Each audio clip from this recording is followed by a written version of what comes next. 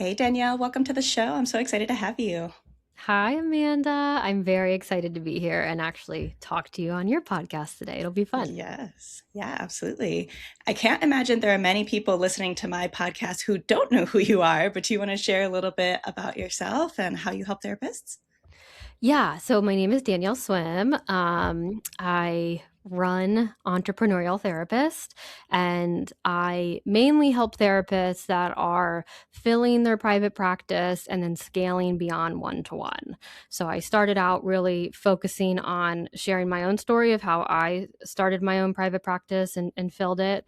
And then as I started building in additional revenue streams, I got lots of questions around that. And so I started teaching therapists how to do that as well. So, how to scale beyond the one to one model. I talk a lot about mindset work and how that's a really important piece to start with before we go into the marketing and then moving into strategy from there. But yeah, I love what I do. I still see therapy clients. Like I'm in my private practice office right now as we're recording this. So I still am very active clinically. And then I get to do this like really it's just so fun what I get to do. I get to get on podcasts like this and talk to people like you and other therapists who are doing really cool things. And it just lights me up. It's really cool that I get to do all these fun things every week.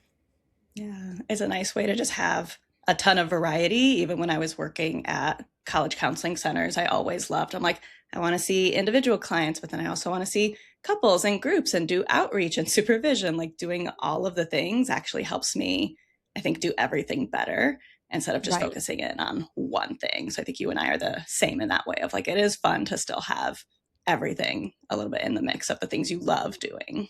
Yeah, and that's not for everyone, I will No. say, but I think some people thrive really, really well in that environment, because they get bored or they just have this ability to handle a big capacity of, like, moving pieces. I don't get overwhelmed super easy, and so, yeah, it keeps me very excited and on my toes, for sure. Yeah. And so something that I've noticed a lot when I listen to your podcast, when I follow you on Instagram, and you just said it a little bit ago, is the mindset coming before the strategy piece. And that's something that I very much agree with.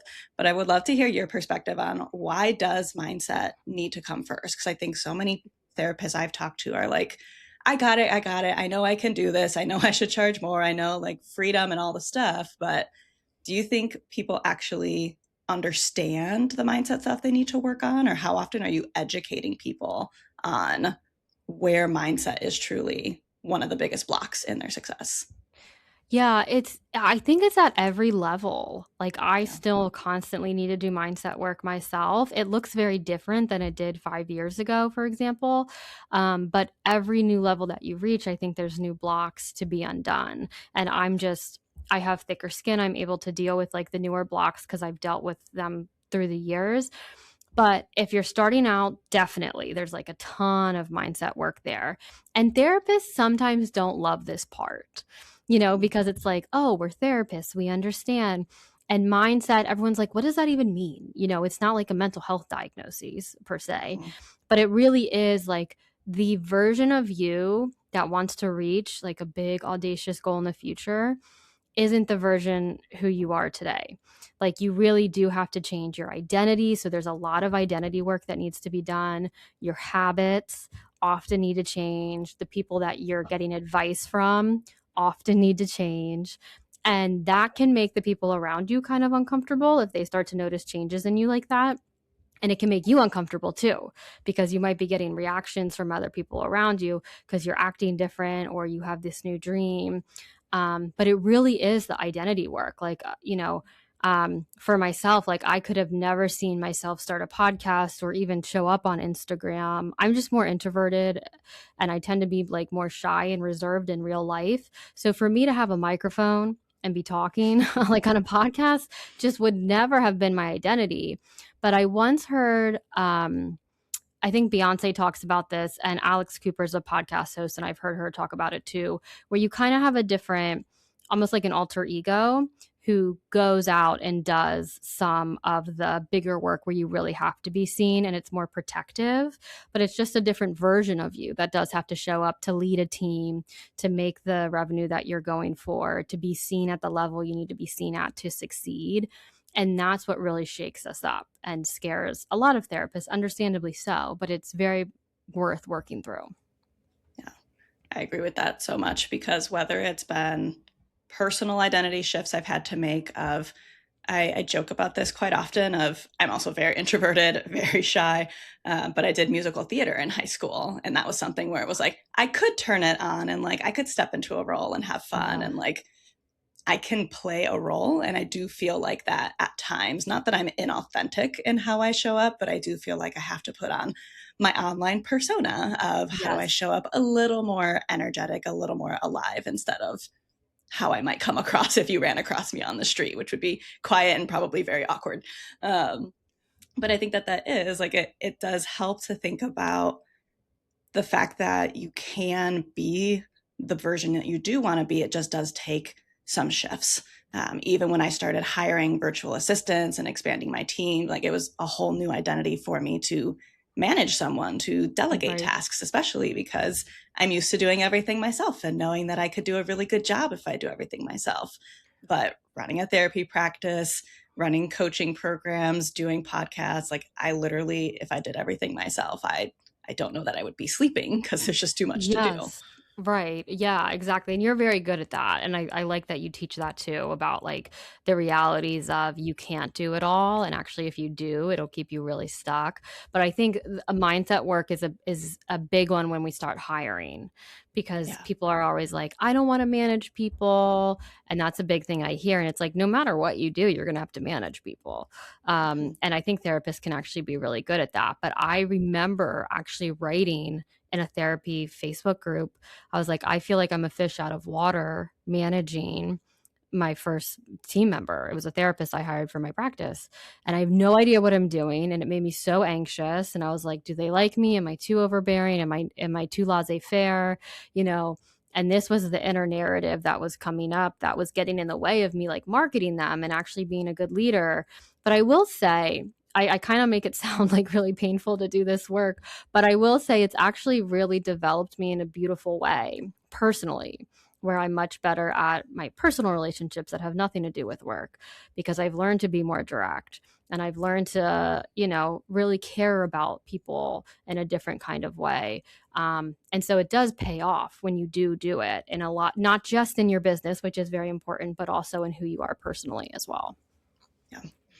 Yeah, I find that business kicks up a lot of our like attachment stuff and a lot of our pieces around worthiness and capabilities and when we can just get some guidance, get some feedback on like how do we communicate direct feedback? How do we communicate disappointment? How do we fire people who aren't good fits anymore? Like the more we can learn those things, the more confident yeah, it makes us both in business and in life. And that's a good thing to lean into of how do I do these things that are going to help me as opposed to it might just be too hard, so I'm never going to try.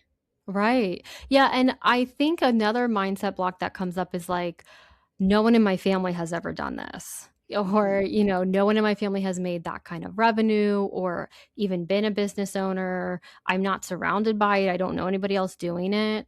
And that's where I'm like, you got to change your circle. We got to yeah, change that like ASAP because that's going to be a big piece of it. Because if your quote unquote board of directors aren't even in the field and have never done this before and they're giving you advice, like what roadmap are you following that we're going down? Like this is going to feel so scattered and chaotic, which is why masterminds are great, joining group programs are great, just like building out your own board of directors that are like mentors and people you can have in your ear. Also why I love podcasts, so you can be like, okay, they have a part of business or life that I want to get to someday, so how can I get advice from where they're at to really help build my own roadmap to where I need to be going? exactly. Because I think it's so different too.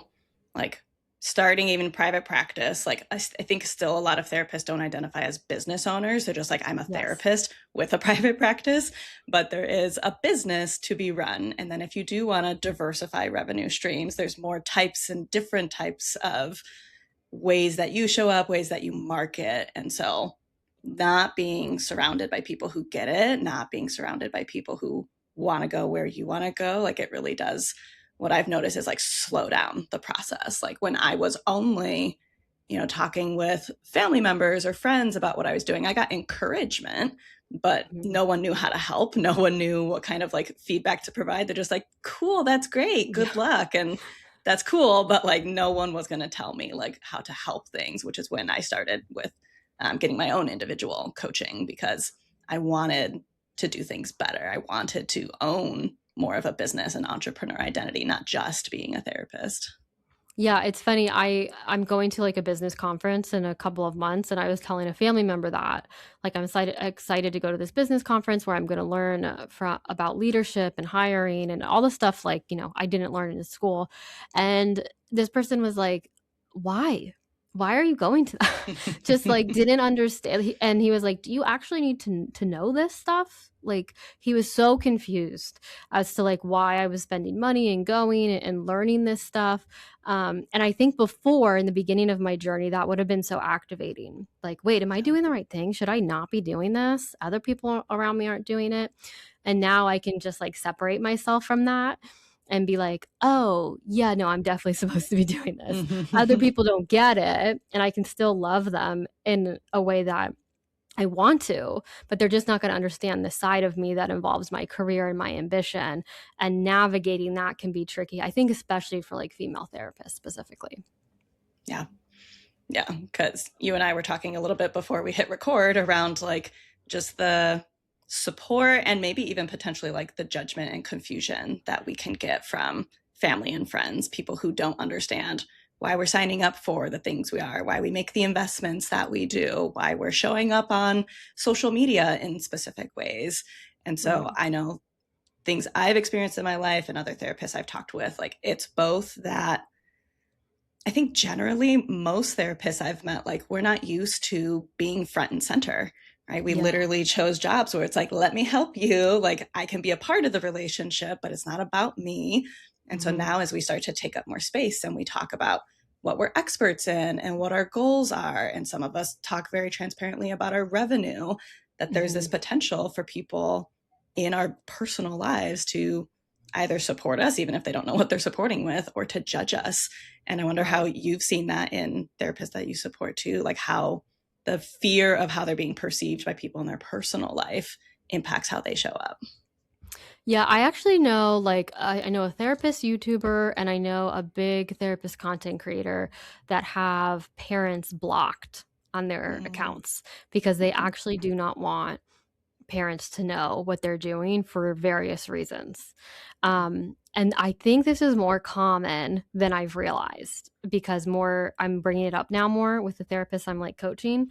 Um, but this is so nuanced. It's like you are showing up and following your dreams, but there is this reality for some people that you will be judged by people you love and they will try to keep you in a box that feels very safe to them that they can try to keep you in. But one line I really like try to repeat is, their ceiling is not your limit. So you really have to remember that. Like their ceiling, and it might be a different generation or a different upbringing or whatever the reason it's different, does not need to be projected onto you as to where it's going to limit you. But I would say most people that have found success that you look up to have experienced this as well. It's just not talked about that much. I remember a New York Times bestseller talking about everyone called her business very little. They'd be like, how's your little blog going? How's your mm, little coaching going that you're doing? Why aren't you staying home more with the kids, etc.? Like she very much grew up in that environment. And someone asked her, when did people start taking your business more seriously? And she was like, when I became a New York Times bestseller. Like it took 10 to 15 years for people in my family to stop calling it little and to be recognized like, oh, wow. And then they would start saying, like, I always knew you were going to be successful. Like, I always knew you were. mm. So the narrative starts to change. And I think it's just par for the course, and it'll tell you a lot about the people around you. It'll also trigger some people around you.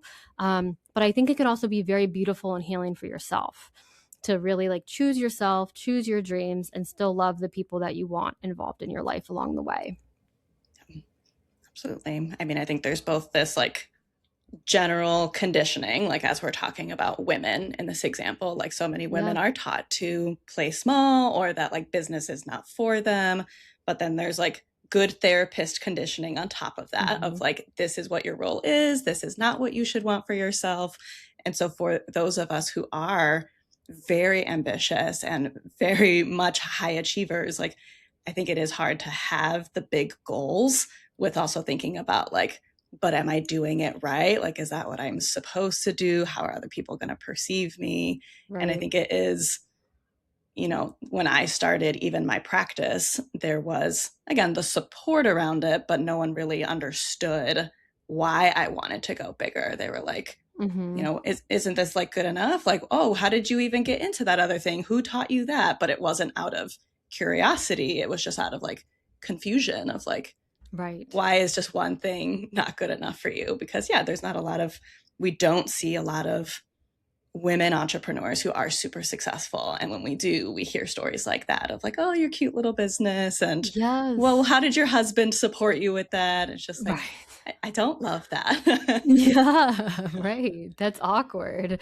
questions too. But it is like, there can be a lot of gender dynamics that come up in it, and it's just like breaking the mold. I always use the word delusion and it resonates, I think, very well with this. Like, you got to be a little delusional to be an Yeah, entrepreneur. Like, you see a vision that's literally not part of your reality and you go after it. There's sprinkles of some delusion in that, but there's like jokes in that too. Like, let's have strategy with delusion that we can yeah, create a life that we actually want to create and go do that.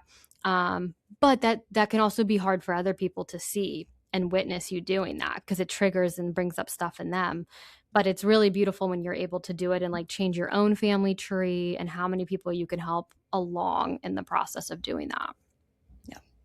Yeah, because I for sure, again, consume some of your content around like how you are working on creating generational wealth in your family. Like just the things that we are able to change, not just from societal standpoints, from family dynamics, but we really can change, you know, other things financially when we do allow ourselves to chase after our very delusional dreams, which, can very much come true, which is so exciting.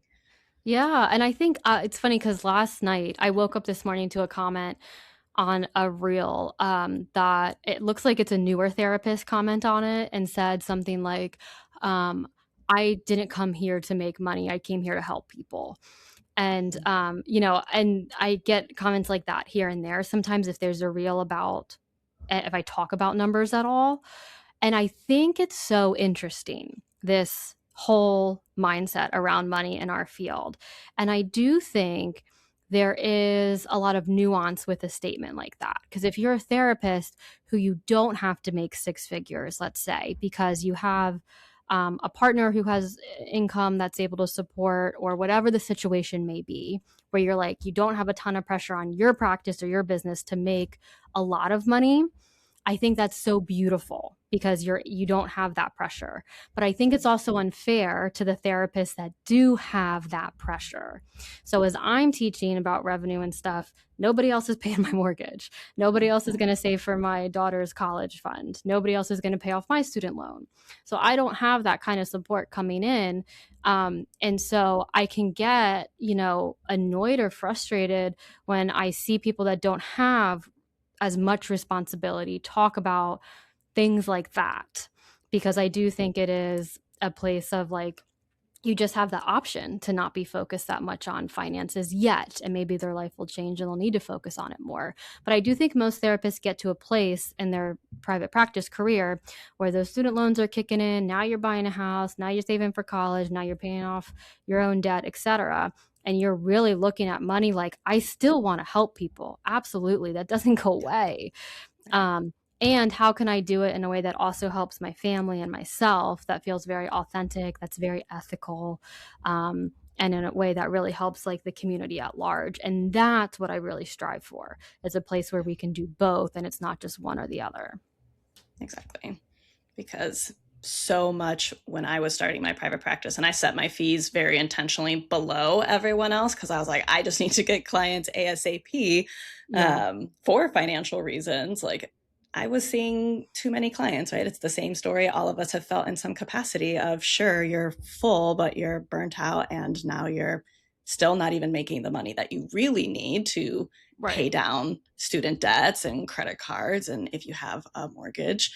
So it's like, I don't understand where there is this sense of like you should struggle or you should expect Yeah. to struggle. And again, how much of that is because therapy is traditionally a field filled with women. Um, Right. but yeah, so it's both like we're supposed to be giving, and that's supposed to be our primary goal, I suppose, is like to only help people as opposed to like I can help people and earn an amazing amount of money and support my family. Right, and I know, and so do you, a lot of therapists that make a good income in this field, and man, they help a lot of people. Like Yeah. they're not sitting here like on a beach with a margarita and a laptop. You like we see Yep. sometimes on other influencer pages. They are working and they are Yeah. really helping their caseload and the people that they see and the clients that come into my office this week. Like I am working. I am working to help them. And so that doesn't go away when you raise your fees or you go build additional revenue streams. Like that is still so, so present if you want it to be as part of your journey and vision for what you're trying to build. Yeah. Yeah. I think that's a huge part of one of the biggest mindset shifts I had to make, and so many of the therapists I coach have had to make, is just because you are also now thinking about what I need and what I want, it can feel right, oh, selfish, quote unquote. Like just because Mhm. you're thinking of those things, it doesn't mean your goal of helping other people actually went away. Like those two can coexist, even though so many of us have been used to prioritizing others' needs over our Yeah. own. Yeah, it's very freeing to do both, and I do think Yeah. with Instagram, I'll be interested, like, you and I can talk in 10 years and see maybe how with podcast, Instagram, additional revenue streams really in the face of these younger therapists coming in out of grad school now, how that's gonna impact the field, and it could be in a very beautiful way where we therapists just have more options than they did even 15 years ago, where this what really wasn't talked about as much. Yeah. Yeah. And so because there are so many options, like, yeah, when I was starting my private practice, I got on Instagram not for the purpose of like, let me market my practice, but because I joined all these free Facebook groups to learn about private practice. And so many people were like, here's my handle on Instagram, go follow me. So I was like, I guess therapists are on Instagram these days.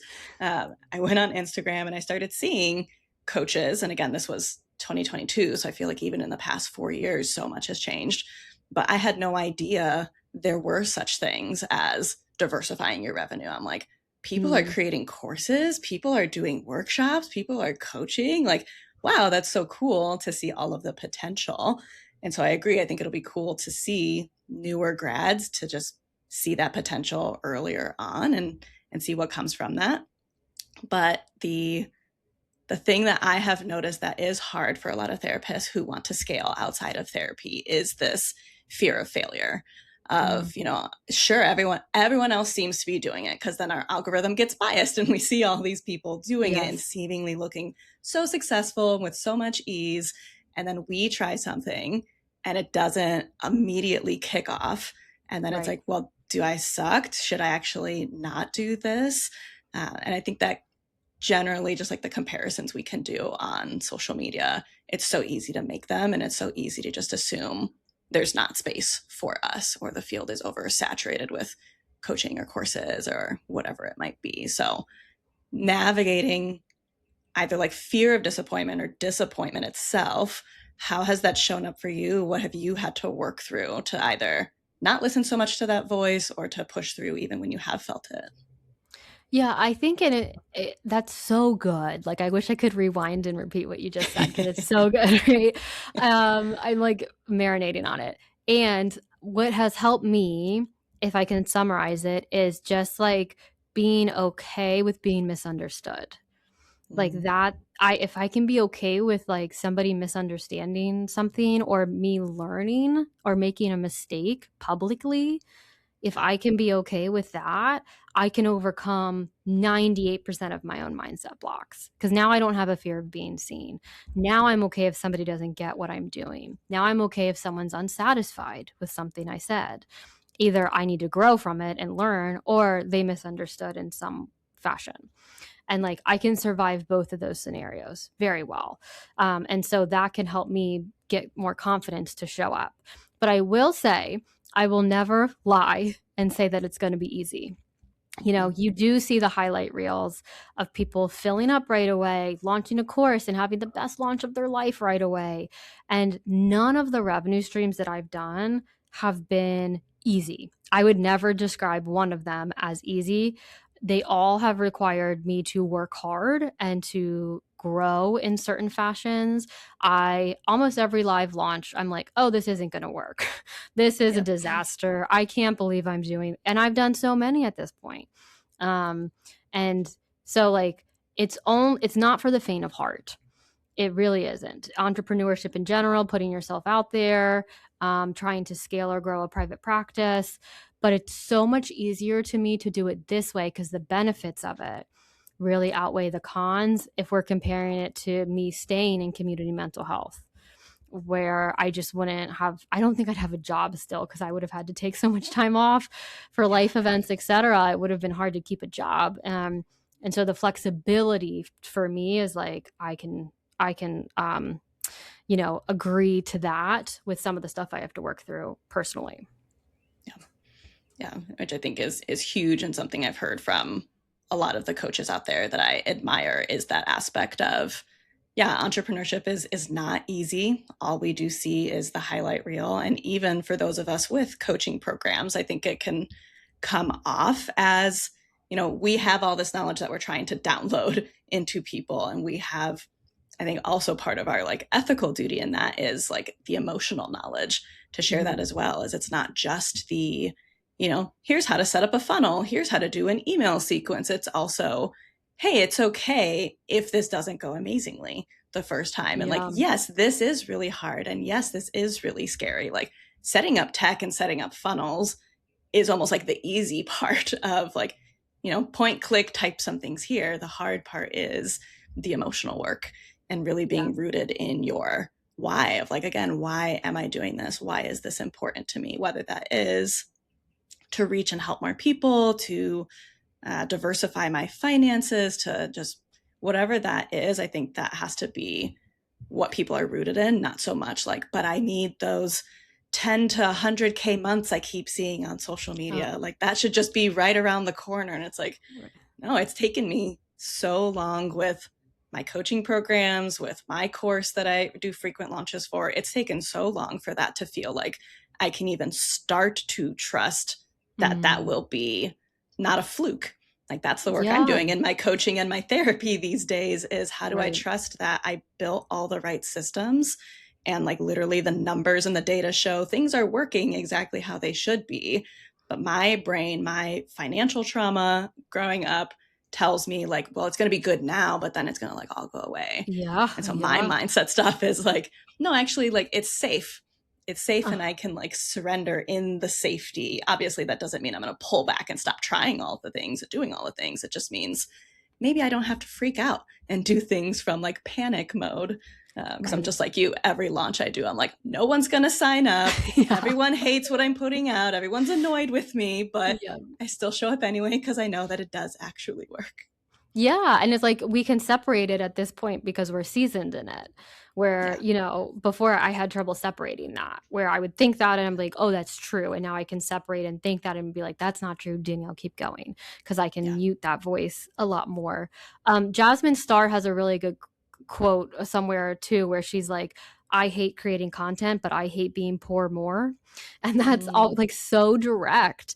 And it yeah. is this belief that I think can be helpful for therapists to hear too. It's like you can trust yourself. So like if somehow Instagram goes away tomorrow, I can trust myself that I'm going to figure out wherever my audience goes next. And if that is like riding a horse around a field or whatever weird thing is required next, like I'm going to do it. And I just know I'm going to get in front of my audience and I'm going to figure out how to talk to them. And I learned to just trust myself because it is so unpredictable. The economy, the systems, the online world, etc., it can be very scary. But when you learn to trust yourself and you become seasoned in that, that's where you can start to fall back more and be like, I'm going to handle whatever comes next because I've handled everything so far. We're going to figure it Yeah. out. Yeah. It's the hugest thing I've rooted myself in the past probably like 6 to 8 months is like there are so many levers to pull at any given point in time. Like it's not just this Yeah. one thing didn't work, so it's never going to work and I should just stop doing anything. It's okay, Right. that one didn't work, but what if we tried this or that or that or that? So it's just Hmm. you do have so much ability and so much creativity when it comes to what you do in your business. And I think that's helpful to remember that just because Instagram marketing works for some therapists and filling up their private practice caseload, that doesn't mean if it doesn't work for you that you're not going to be successful. It just means Yes. we find what lever works for you, whether that's SEO and AIO, whether that's Hmm. networking. Like there's just so many more opportunities than the one thing you see work for someone else in a 6-second reel. Yeah, and I got an email this week from someone who was like, "I've done 4 therapy programs, or courses so far on how to fill your practice. None of them have worked for me. They all claim to have the answer. And what makes yours different?" Is basically what they were Mhm. asking, and should I join? And Yeah. I think that's so real when you start to follow all the coaches and they all do have different advice. And what I find is all of them can be right. But you just have to decide which strategy works best for you. And then when you go into a program, you just decide that was a good decision. And then you decide this is going to work and you're going to follow the curriculum until you get the results. And it's just that Yes. decision where I think we get nervous about, like, is this for me? Is this going to work? And that indecision really blocks a lot of people from taking action. Yes. Yes. I also just, there's a copywriter I've worked with in the past. She recently put out a reel, I think in the past week, of there's so many of these programs or these courses out there in general, but then number two, who these days are now creating like, and you can download my custom GPT, which will like walk you through how to, make a plan for this or do copy for this or whatever. And she's like, but that's not the point. Like when you are just downloading what worked for someone else and exactly the way it worked for them, like literally inherently, how could that work for you? Because that's an Mm, individual and that worked for their business, their niche, whatever. But yours right. is different. We're all Hmm. unique in our niche, our personality, our preferred work style. And so, while I think obviously programs like the ones that we offer are helpful in laying out options and, Hmm. stats and research of what's working now, I think both of us incorporate some aspects of getting like guest experts. Like there has to be this, I can't even think of a word for it, like discernment of like, okay, here are options, but what is actually going to work for me? And again, what is the Hmm. thing I choose to double down on as opposed to trying a little bit of everything? Because I think that's where it starts to feel chaotic internally of I tried these 17 things, but none of it worked. It's like, well, did you try one and finish it and follow it through? Or did you try it for Right. like a week and then pivot? And it's fine if you pivot, but not if that was the thing that was going to really work and be effective and not take so much of your time and money and whatever it might be. Yeah, and I think we're conditioned to always want more because of what we see on social Yes. media. More Mhm. followers, more clients, more money, more revenue streams. And it's like, how can you improve with the people you already have? If you just have 2 Yes. therapy clients, how can you do the best possible work in the world with these 2 therapy clients? If you only have 10 followers, how can you make the best content for 10 followers? Yes. And that's where I miss it. I have to remind myself of this. Like, how can you just serve the people that you already have in front of you? And that's how you get more. If we can, like, not Yes. even talk about ads or anything else, just serve the people that you have in front of you really, really well. And that's a strategy a lot of people aren't doing because we're always talking about Yes. more. If we can stick with that, I think that will get you results. Yes. Yeah. Because relationship building at the end of the day is what we're doing, especially in therapy. It's what you're doing if you want to add on coaching, even if you're selling digital products, like there's still some type of relationship you're building. Like Yeah. we can't forget the power of showing up and truly delivering a service and building that relationship at the cost of the vanity metrics or the big income numbers or whatever that might be. Because if you don't have that good relationship, like you're going to lose even the like tiny momentum that you have built.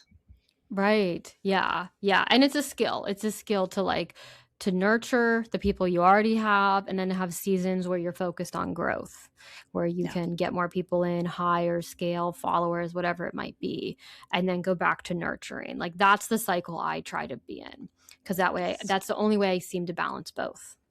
Yeah, exactly. It's different seasons for different things. We can't just be growing all the time. Like even Yeah. plants have, stop seasons, or they stop growing, they stop producing flowers. Right. They're healthy, they're alive, they're fine, but it's the way nature is. We can't be in one mode forever. Yeah. I love that analogy. That's really good.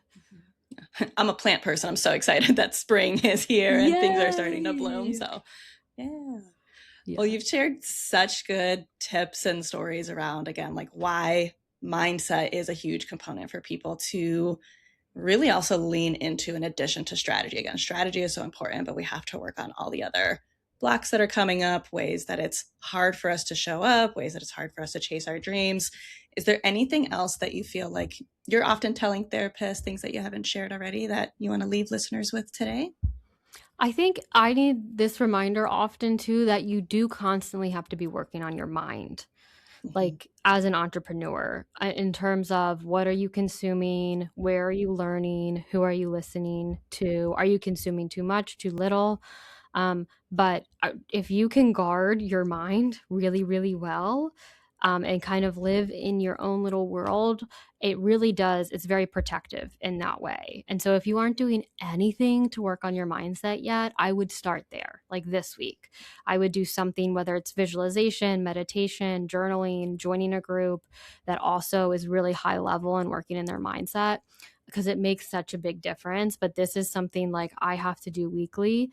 And I notice when I stop doing it, and I easily can stop. And then I Yeah. lose it and I come back to it. And it's a big difference in how I work and how I feel when I'm doing it again. Yeah.